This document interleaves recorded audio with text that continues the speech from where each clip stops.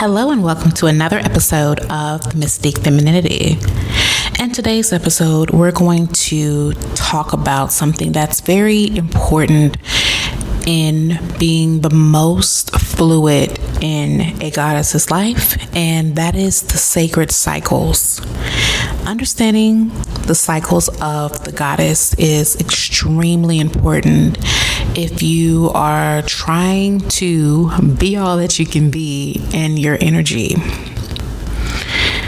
Have you ever noticed how your energy ebbs and flows throughout the month? Or how some days you feel deeply tapped in and reflective, while other days you feel very powerful, very magnetic, very much anti-demure. In this episode, we're going to explore the sacred cycles of the goddess, how nature's rhythms mirrors our own, and how we can align with them to cultivate more ease, flow, and balance in our lives. Now, understanding these cycles. The feminine experience is inherently circular. Just as the moon waxes, wanes, so does our energy, our emotions, and our creative power.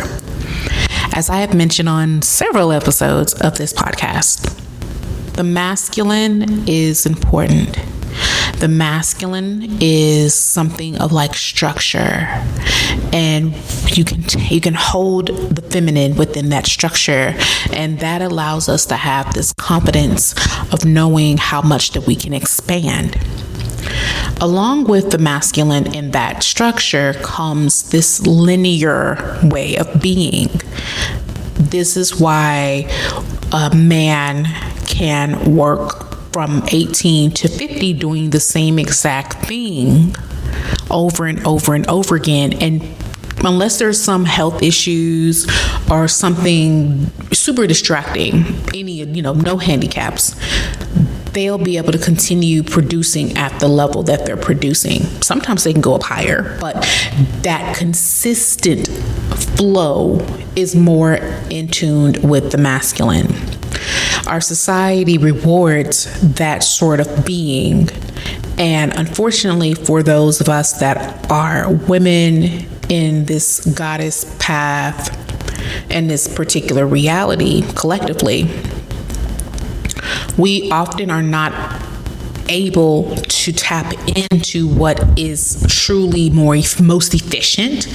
And to me, efficiency comes when you are operating in the way that you were designed. So there are some weeks in which you will feel the most ferocious, just powerful in your energy. And there will be other times in which when you are feeling a bit insecure, you're feeling a bit soft, you're feeling a bit more needing to be within, but you are pushing yourself to go past that. This is what I mean by you're not operating at your optimal, you're not operating at how you're designed. Therefore, it is really inefficient because the quality of the work that you do may be great, it may not be. And then that takes more time to correct. But also what it does to the mental of pushing yourself when you are not meant to be designed that way. It makes it harder. It it increases our stress. It just does a lot of things that do not add to your goddess path. Ancient wisdom has always recognized that the goddess as a reflection of the cycles, birth, death, and rebirth. Now, as I continue, I really want you to just picture a circle and embody that circle, because that is you. As a goddess, these are the things that are wisdom known for centuries. And to truly embody what you are, it is to also honor what has come before you. Now, I want to kind of pose this to you. in a way of reflection. How can we start to recognize these cycles in our life? What personal experiences have you experienced that show kind of the power of your rhythm? When I look at myself through a month, there are some weeks when I'm in the gym that I can literally seem to go all day. Like I am up all night and could work out and just lift all the weights, do all the cardio, like could do everything. And there's other weeks in which I literally am dragging myself into the gym. And recently I did something which is very against how I mentally like to operate, which I like to be very consistent. However, I took a whole week off of the week, which I needed to just rest. And it was very awesome. It was like very amazing to me to just rest instead of fighting myself, gaslighting myself, berating myself for not being able to do the things at the level that I've done them in weeks prior, and feeling discouraged and all of these, basically causing yourself suffering. I chose to just not work out that week. And when I went back Sunday, it was like game on. And I worked out in a level that I don't believe I've done in ages, if ever, to that magnitude. And that just shows you the power of rest, but also how honoring your cycles really, truly are transformative in the way that you operate in this life. Now, when we think of the woman, the goddess, we must honor and think of the lunar, the moon, and the goddess. The moon has long been associated with the divine feminine. Each phase represents the different aspects of the goddess archetype. So we have a new moon, a time for stillness, rest, intuition, setting. The dark goddess archetype, Hektai and Kali, invite us to go inward. I will also say this would be your actual menstruation. It's a time to sit, be still, to be quiet, to not be doing a whole bunch. And your body's asking you to not do a whole bunch. And you can be extremely healthy, but even the healthiest woman can tell that, okay, I probably need a little bit more sleep. I'm probably going to need, if I'm going to work out, it's not going to be something extreme. It'll be something light. But respecting that, and unfortunately in our society today, most women probably are not operating in the most healthiest ways, like they're not in the healthiest condition. So that means there is a deeper need for rest because your body is doing a lot. When I think of administration, I think of a clearing of the house. And if you've ever embarked on like a deep clean of your house, you know how exhausting that can be. But this is being done internally, and it's clearing out old things, making sure that it's fresh and new for potential new things. It takes some work. And the way to respect that is to ensure that you are in tune to that. Then we get into the waxing moon. This is a phase of growth, inspiration, and action. A archetype flow that would be in this area would be more of the maiden. So this encourages us to step forward in our curiosity, to look at things. So this would be that follicular phase. That's right after your cycle. You are in beast mode. You are doing all the things. You have so much creative energy. You have a lot of energy, and you're ready to go. You're ready to see something go forward in your life. And that is being phenomenal. Then we get into the full moon.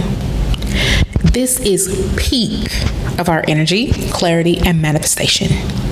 The mother is the archetype here. Think of Isis, Demeter. This is this nourishing of our creative powers.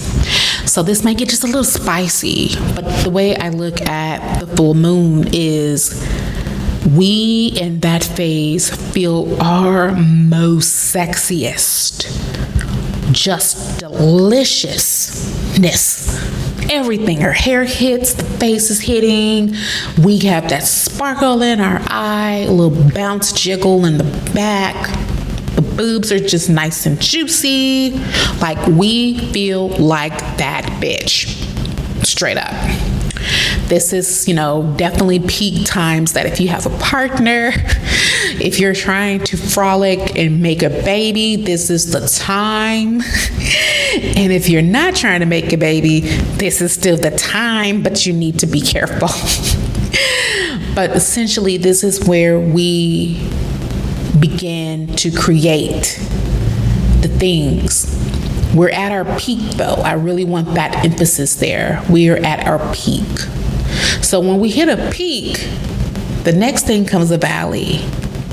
And that gets us into kind of this waning moon. And this is the period of release, reflection, and surrender. The wise woman, the crone, is the archetype here. And this calls us for us to integrate our wisdom. This is a time where we begin that kind of descent into the inward. We're wrapping up last pieces of things that we have done. We are putting our finished touches on things, and we are slowly but surely starting to see our energy start to fade. This also goes for my women, my goddesses, who are in the transition to the archetype of the crone. This phase is something that happens. It feels very chaotic. You go from being in the maiden mother energy archetype to being in the final sprint of that phases of your life. Going from being the maiden is coming from and growing from this innocence, this naivety of your power, your energy, your essence. And then if you've already phased out of that and you've moved into the mother energy, I'm a mother. You're, nurturing the babies, you're tending to the household on top of potentially a career, business, like whatever it is that you do. But then you'll begin to notice the change and the transition. And unfortunately in our society, there is not much conversations around perimenopause, which is a phase and chapter that can be short or it can be an extended piece. And it is a phase in which beckons us to reconcile all the things that we have learned and experienced and the things in which are under our beds that we have chosen to ignore. And sometimes things that we have chosen to ignore could be because we have not had the financial means to sit and unpack and reflect, or it could be these were things that were not rewarded and have been told to just squash them and to forget about it. But unfortunately, or fortunately, this era demands you to integrate. And to integrate means that you must acknowledge, review, and unpack everything in order for you to release the things that no longer serve you and integrate the things that are left in order for them to be cohesive and of benefit and of honoring of self, and then can be utilized for others around you. Now, I want to get into some rituals to align yourself with the moon. So when you have a new moon, again, that is that fresh energy. So thinking about some journaling, some intention setting. I know that there are people out there who do really big rituals for that time period. If you have a community that you feel safe within, preferably women in that particular community for that, you can even have a group setting of journaling and intention setting, and it doesn't have to be something that you share immediately, because this is not that time. Like, really respect the phases. Then we get into that full moon.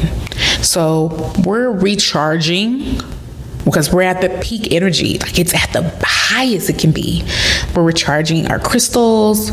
We are releasing any releasing rituals that we need to do, or celebrating of our achievements.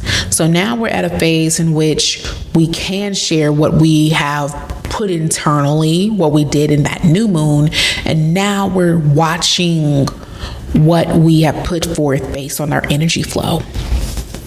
Now, do you notice in the moon phases if it affects your mood, your energy? I know for a very long time I did not acknowledge those things. If anything, I didn't acknowledge anything of the metaphysical realm at all, which was a true disservice to myself for being someone who can be bordering around hyper intuitive. So it was essentially silencing my own power, which is not okay. But we live and we learn. Now, honoring your menstrual cycles. The menstrual cycle is often seen as an inconvenience, but in reality is a profound source of our wisdom and our power. Each phase mirrors your goddess energy. So menstruation, as I mentioned earlier, is going to basically think of it as a winter, but again, look at that as your new moon phase. So it's a time for rest and a reflection. The follicular is going to be considered your spring, also kind of looking at that waxing moon. Energy is on the rise, ideas are on peak spark, and your creativity is flowing. If you are able to honor the cycles will honor you. If you are able to honor your cycles will honor you. When we do things that are counterintuitive to the flow and the phase that we're in, it causes a ruckus and it causes us suffering.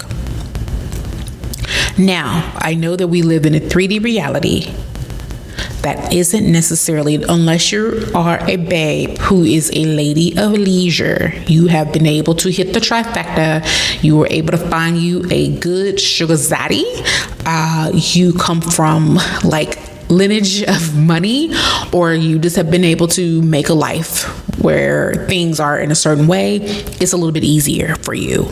But for my babes out there who work a job where you're going in an office or in a store or whatnot, it can be a little bit more difficult.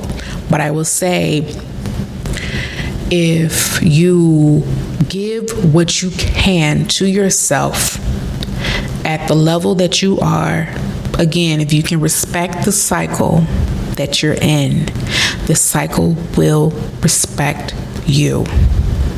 And it may be something small. It may be that when you get off work, you dedicate time to yourself, whatever that may be. Now, ovulation is that full moon, summer. Think of the summertime. I mean, we're thinking hot, juicy, supple. Think of like you're biting into a fresh piece of your favorite fruit. I love watermelon. I could eat that all. I eat that all summer long. I eat my weight in watermelon. I feel bad for delivery people because I'm going to need about 6-7 packs sliced already. But think of that time. It's fun. You're going out and you're frolicking. You're wearing less clothes. You're going out more. That is the ovulation. Our energy is magnetic. Our social confidence is high. And we are at our peak vitality. infertility. Like, it's spicy time. Be careful, be mindful, know how powerful you are. That's all I'm going to say. And then we get into the luteal. This is an autumn waning moon. So we're still going out a little bit in the autumn, fall season, but we may be wearing a little bit more clothes. We may be wearing a little bit more darker things. We may be doing more cozy core things. And in this phase, it's time to slow down. We're eating soups in the fall. We are maybe going to a pumpkin patch or something, but it's still very nice, very cozy. We're probably decluttering, phasing out things, and we're releasing. Now, I want to pose this question to you. How can we honor our bodies instead of resisting the natural rhythms? Now, I'll give you a few ideas on that. You can schedule rest during your menstruation. You can harness your creativity during your ovulation. You can practice the art of self-compassion during your luteal phase. And I want you to think for yourself, what are some small ways that you can begin to honor your cycle? Now, living in harmony with your cycle. When we stop forcing ourselves to operate in a linear way, heavy on that linear, instead embracing our cycle nature, life feels more aligned, it feels more intuitive, it feels more juicy, it feels more supple, feels more sweet, super fluffy, super light, super colorful, everything that could be of the feminine. Now, this isn't just about your menstrual cycle. It's also recognizing all the cycles. So, sometimes we are in our sad girl era, and we are in a season of what should be ovulation. So you see how that would not necessarily work, and so that wouldn't be honoring of the cycles. So if I'm supposed to be hot, trot, juicy, and I'm trying to be under a pillow, it doesn't work. And so honoring all the cycles in our lives, the growth, the transitions, and with transitions sometimes means release, and then the renewal. And I want you to ask yourself, where are you currently in your own cycle of transformation? Are you in a phase of expansion, rest, or release?